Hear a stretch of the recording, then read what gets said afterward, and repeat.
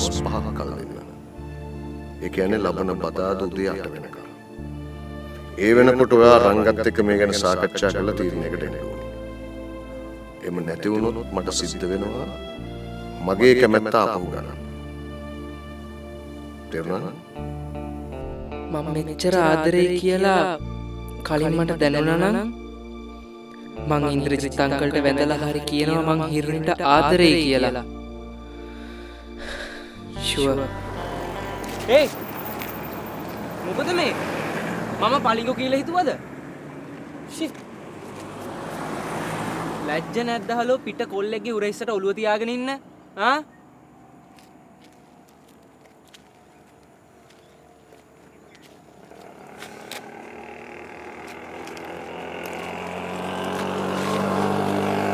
මොකද යකෙක් දැකලා වගේ? අද රෑ ගෙවුනට පස්සේ තව දවස් 2යි තියෙන්නේ. ඒ කියන්නේ පැය 48යි. රංගයියා, ඔයා දන්නවනේ අපේ තාත්තිත් එක්ක වැඩ කරන්න ලේසි නෑ කියලා. මං තාත්තිත් එක්ක තව ඇග්‍රීමන්ට් එකක් ගැහුවා. ඔව් ඉතින්. කලින් ගහපු ඇග්‍රීමන්ට් එකෙනුත් පාඩුවක් උනේ නෑනේ. නේද? හොඳ කොල්ලෙක් හොයලා දුන්නේ මහ ලොකු තාත්ති. අනේ නෑ රංගයියා, ඒ ඇග්‍රීමන්ට් එක වෙනස් කරා. නංගි මේ ඔය කාගේවත් ඇග්‍රීමන්ට් වලිනුයි ලව් ස්ටෝරි වලිනුයි මට වැඩක් නැහැ. වාතයක් නොවි කරගන්න ලව් එකක් කරගන්නවා ටින් ටින් ගන්න නැතුව. මට කියන්න එන්න එපා. ඔයාට නැතුව වෙන කාට කියන්නද? මේ ඔයාටම තමයි කියන්න ඕනේ. රංගයියා, මම මුලින් ඉඳලා කියන්නම්. ඔයාට මතකද අපි ඩාන්සින් ප්‍රැක්ටිස් කරා? අපි පොඩි කාලේ හොඳ යාළුවෝ වගේ හිටියා මතකද? දැන් ඉතින් අපි ලොකුයිනේ. මේ අර රොබින් හුඩ් සෙල්ලම ඔයාට මතකද? අර නසිය හිරුනි කට වහගෙන ඉන්න. ඔයා මගෙන් ටිකක් ඈත් වෙලා ඉන්න. එච්චරයි. ප්ලීස්. ඔයා මාවයි මගේ ඔළුවයි දෙකම ඩබල් ටින් කරනවා. මම ලේනෙක් නෙවෙයි හිරුනි. මම කොල්ලෙක්. මං කියන දේ අහන්නකො මැට්ටෝ.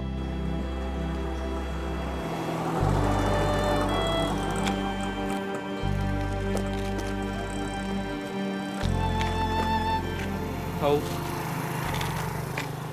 මං කොච්චර මැට්ටෙක්ද කියලා කිව්වොත් ඔයා ඔය කියන දේවල් අහද්දි මගේ පපුවේ රිදෙන්නේ. මගේ පපුවේ හිරුනි රිදෙන්නේ. පරිස්සමෙන් ගෙදර යන්න. මම යනවා.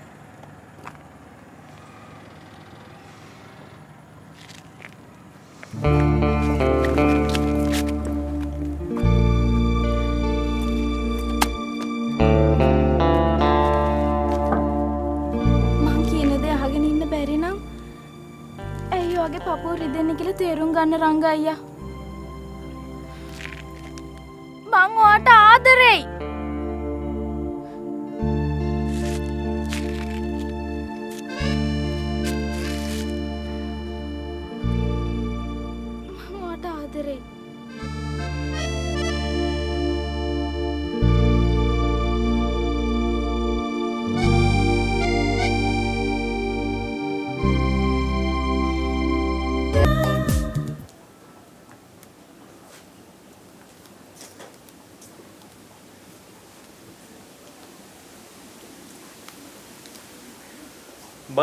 බලන්න. හතර වටේම බලලා ඉවරුණාට පස්සේ අන්තිමට මගේ දිහා බලන්න. අර පැත්තෙන් කවුරු රෙයිද දන්නේ මට බයයි තේජාන්. කවුරු හරි දැක්කොත්? කවුරු හරි නෙමෙයි හොඟ දෙනෙක් දකි. දැන් මෙතන ප්‍රශ්නේ තියෙන්නේ අපිව දන්න කවුරු දැක්කොත් කියලානේ. එහෙම දෙයක් වෙන්නේ නැහැ. බය වෙන්න එපා.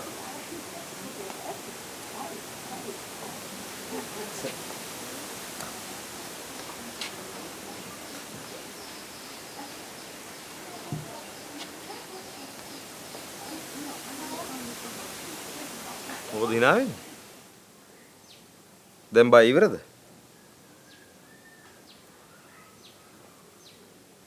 කෝකටත් අපි ටිකක් පාක් එක පැත්තට යන එක අඩු කරත් හොඳයි. මොකද සුජීවයි ළඟ පාර දැක්කොත් නම් අනිවාර්යයෙන්ම කේලම කියලා තියෙනවා තාත්තිගේ කනේ. ඉතින් තේජාන් දැන් මං ඔයගලන්ගේ ගෙදර එනවනේ. හිරුගේ ක්ලාස් එකට. එයාවත් ඉතින් ඔයා මගේ දිහා බලන්න බෑ. හතර වටේ තියෙන බිත්ති දිහානේ බලන් ඉන්නේ.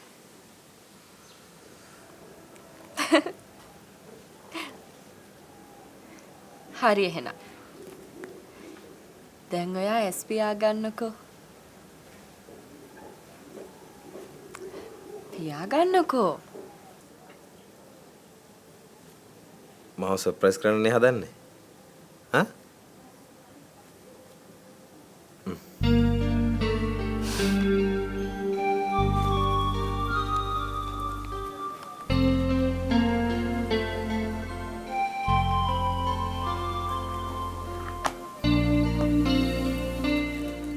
දැන් ඇසරි.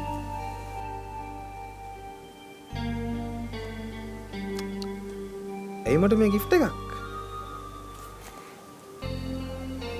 ආදරේට.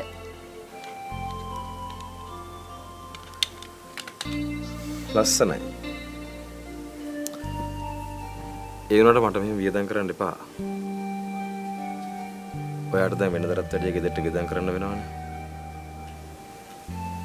ලස්සනයි.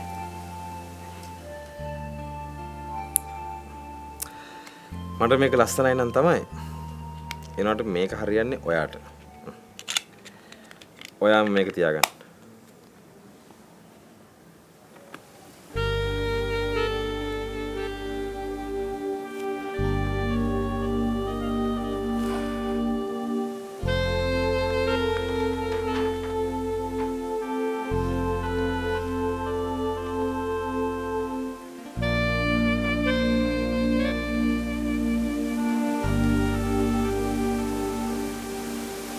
මේ වගේ දෙයක් ඔයාට වටින්න නැති වෙන්න පුළුවන්. ඒත් මම මේක ඔයාට අරගෙන ආවේ ගොඩාක් ආදරෙන්, ආසාවෙන්.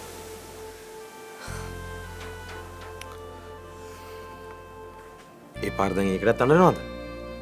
අයියෝ sorry මං වගේ බූරුවෙක්. මම මේ ආදරය කරන්න දන්නේ නැති නේද මේ වගේ අප්සෙට් වෙන්නේ. දෙන්න කොහෙද? මම මේක හැමදාම ඔෆිස් එකේ සාක්කුවේ දාගෙන ඉන්න. එතකොට හරිනේ? දෙන්න. බෑ.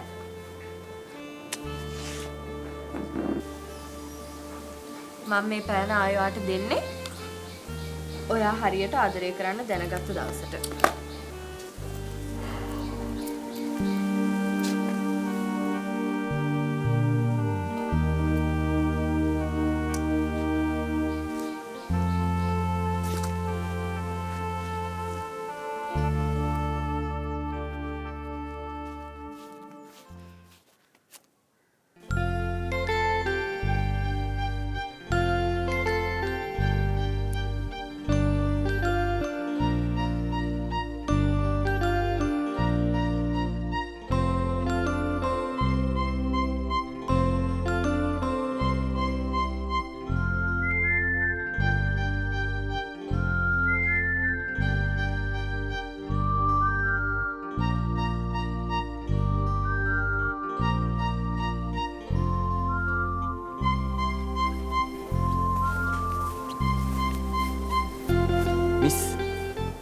මිස්ටර් මොනවද ඕන?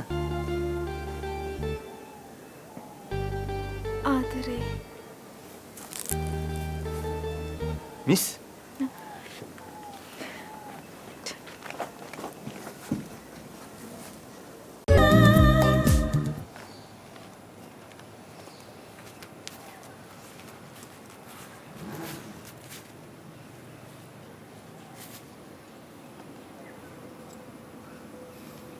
තව දෙන්නෙක් තුන් දෙනෙක් ගන්නකෝ.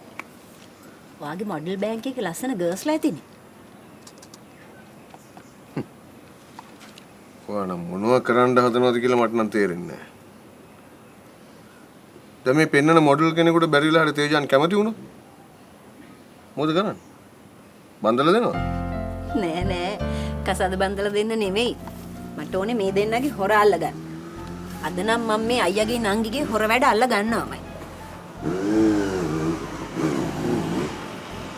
කොහෙන්නේ? වෙන ඉතින් අම්මයි පුතේ විසඳ ගන්න මම යනවා. ඉන්ද්‍රජිත්. චුටි පුතා. පොඩක් එන්න.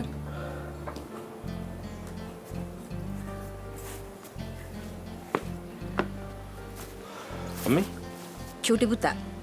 නංගිට වගේ නෙමෙයි අපි ඔයාට ගර්ල්ස්ලා කීප දෙනෙක්ම තෝරලා තියෙනවා. මේ හැමෝම හොඳයි. ඔයා කැමති කෙනෙක් තෝරගන්න. මට මොකටද ගෑන් ළමයි? මේ මොඩල් බෑන්ක් එකක් දාන්නද? මොඩල් බෑන්ක් එකක් නෙවෙයි. අම්මි මේ කතා කරන්නේ වගේ මැරේජ් එක ගැන.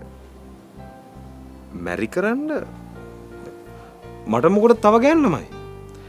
දැන් අම්මිලාම්නේ කිව්වේ මේ කැතිය මට ගැලපෙනවයි කියලා. අන්න බලලා මල්ලෙන් එළියට පැන්නා. මට උනුනේ ඔය හොරයාලා ගන්න තමයි. බලාගෙන ගියාම නංගි මෙයාට වැඩිය හොඳයිනේ. තේජාන් මේක තමුන්ගේ ගෙදර. තියෙන ප්‍රශ්නයක් කෙලින් කතා කරගන්න බැරිද? බෑ තාත්තේ.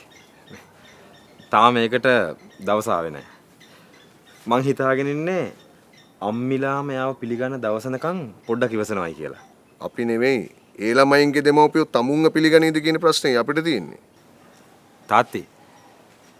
තාත්තිලා මං හින්දා ඒගොල්ලන්ගේ ඉස්සර ලැජ්ජ වෙන්න ඕනේ නැහැ.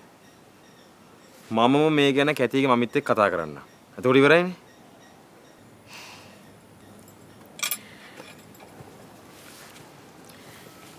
චුටි පුතා. ඔයා ඔය ඇත්තම නේද කියන්නේ? ඌ අම්මි. අම්මිට දැන් මේ ගෙදරට ලේලි කෙනෙක් නෙවනේ. කැතිව බැරි වුණොත් කැතිගේ අක්කා හරි මං කසාද බඳින්න.